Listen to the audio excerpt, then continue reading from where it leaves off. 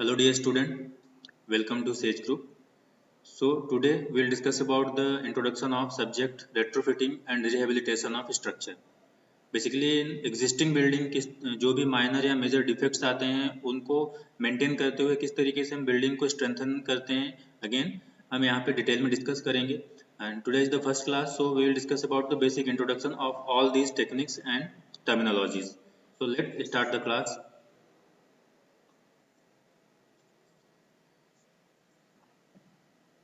So the basic terminology what we are going to apply for the maintenance work, that is repair, rehabilitation and retrofitting of structure.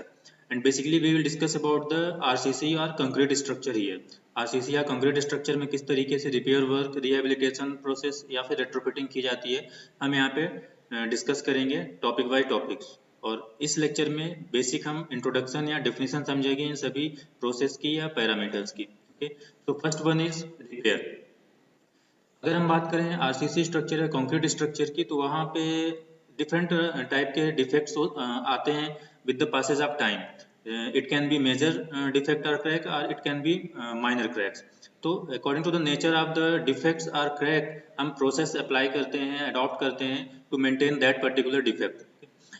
तो अगर हम बात करें repair work की तो repair work हम करते हैं for small scale of defects are crack. अगर बेसिकली प्लास्टर में कुछ क्रैक्स आया है, टाइल्स में कुछ डिफेक्ट्स आया है फ्लोर के या रूफ के, तो इन डोर विंडो को कुछ हमें रिमूव करना है, रिपेयर करना है, तो इन सभी प्रोसेस के लिए हम रिपेयर वर्क अडॉप्ट करते हैं या फिर इनमें जो हम मेंटेनेंस करते हैं that comes under repair work. Okay, so the repair work to bring back the position of structure to its previous condition. So it gives performance same as previously. मतलब जिस तरह इसकी परफॉर्मेंस इसको बनाते समय थी सेम उसी कंडीशन में वापस लाते हैं हम स्ट्रक्चर को by doing repair work. Okay, और यहाँ पे कोई भी स्ट्रेंथ एस्पेक्ट इन्वॉल्व नहीं होता है. जो भी हम रिपेयर वर्क करते हैं वो एक बहुत ही स्मॉल स्केल डिफेक्ट्स के लिए होता है, क्रैक्स के लिए होता है, उसका स्ट्रेंथ से ज़्यादा कंसर्न नहीं रहता है. Okay, so it doesn't cover the strength aspect of the structure. अगर हम कुछ एग्जांपल की बात करें सो डेकोरेशन वर्क हो गया स्ट्रक्चर में, like painting, white washing, checking the wiring of the building में जो भी वायर इंस्टॉल किए गए हैं उनको चेक करना या रिपेयर करना. Replacing of any wall if required, अगर किसी पार्टीशन वॉल को रिप्लेस करना है, ओके, उसमें कुछ डिफॉल्ट आ गया तो रिक्वायरमेंट के अकॉर्डिंग वो भी आएगा रिपेयर वर्क के under. Repairing of damaged flooring, damaged floor को रिपेयर करना. Repair of door and window में कुछ वर्क है वो भी रिपेयर वर्क के अंदर आएगा. चेकिंग और repairing of pipeline connections, gas line connections and plumbing services. तो जो भी पाइपलाइन, गैस लाइन या प्लम्बिंग सर्विसेज होती है, चाहे वो वाटर के लिए हो, सैनिटेशन के लिए हो या फिर इलेक्ट्रिक वायर पाइपिंग हो, तो डक्ट हो कोई एसी वगैरह, तो इनमें अगर कुछ डिफेक्ट आता है तो उसको ठीक करने की जो प्रोसेस होती है that comes under repair work. And also relying of disturbed roof tiles अगर डिस्टर्ब है उनको रिले करना है, फिर से इंस्टॉल करना है, तो that comes under repair work. तो basically it is a process और technique for small scale defect को मेंटेन करने की जो प्रोसेस होती है दैट इज कॉल्ड रिपेयर. और टेक्निकल टर्म में हम बात करें तो एक ऐसा वर्क जिसमें स्ट्रेंथ इन्वॉल्व नहीं होती है स्ट्रक्चर की, that comes under repair.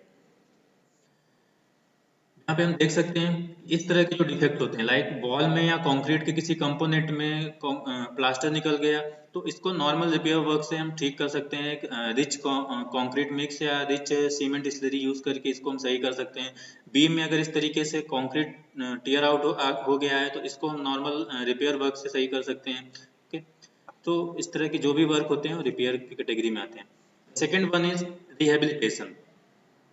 Rehabilitation repair से थोड़ा सा लार्जर स्केल में हम बात करते हैं यहाँ पे, और यहाँ पे जो भी हम वर्क करते हैं उसमें स्ट्रक्चर की स्ट्रेंथ भी इन्वॉल्व रहती है. स्ट्रक्चरल स्ट्रेंथ भी यहाँ पे हमारा एक कंसर्न रहता है. इसको ध्यान में रखते हुए हम किसी भी पैरामीटर को यहाँ पे मेंटेन या फिर उसको स्ट्रेंथन करते हैं. ओके, तो rehabilitation of a building means returning a building और structure to a useful state by means of repair, modification और alteration. तो यहाँ पे नॉर्मल रिपेयर या मॉडिफिकेशन या फिर अल्टरेशन, किसी भी स्ट्रक्चर को रिमूव करके, कंपोनेंट को रिमूव करके उसकी जगह को एक दूसरा कंपोनेंट हम रिक्रिएट या रिकंस्ट्रक्ट कर सकते हैं under the rehabilitation process. It is related to the strength aspect of structure. यहाँ पे स्ट्रेंथ भी इंक्लूड रहता है स्ट्रक्चर पे। To bring back the position and the condition of structure by considering the strength aspect.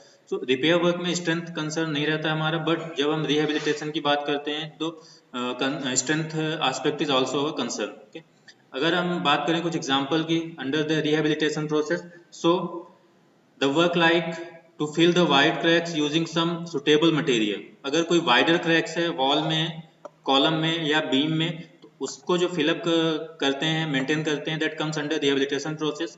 Injecting epoxy like material in to crack in wall, column and beam. Wall, column या beam या slab में अगर कुछ ऐसा wider crack आया है, वहाँ पे जब हम epoxy like structure, epoxy like material को इंजेक्ट करते हैं। इपॉक्सी एक ग्लू टाइप मटेरियल होता है जिसको हम स्टिक करने के लिए यूज करते हैं। Removal of damage portion of machinery and reconstruction it using rich mortar mix. कोई भी ऐसा पार्टीशन वाल है या कोई भी ऐसा स्ट्रक्चर है जिसको हम रिमूव कर सकते हैं, उसको रिमूव करके रिकंस्ट्रक्ट करते हैं by using rich mortar mix, तो ये भी आता है under rehabilitation process. Addition of reinforcement mesh on both side of wall. किसी वॉल, कॉलम या बीम को फिर से हम रेनफोर्स करके, नई रेनफोर्समेंट अप्लाई करके उसको कंक्रीटिंग करते हैं, that also comes under rehabilitation process. So here we can see in that particular column we need to increase the strength of that particular element। तो इसके लिए हम क्या कर रहे हैं, इसमें फिर से रेनफोर्समेंट टाई अप करके इसकी नए सिरे से कंक्रीटिंग करेंगे। तो all that work comes under rehabilitation process. So the basic difference between repair and rehabilitation is, in repair work we don't talk about strength aspect. Strength aspect is not concerned on repair work, and in rehabilitation process strength is also concerned. Okay, so we do the work, we do the maintenance work with respect to the strength aspect of that particular component. So that's it for today. Thank you.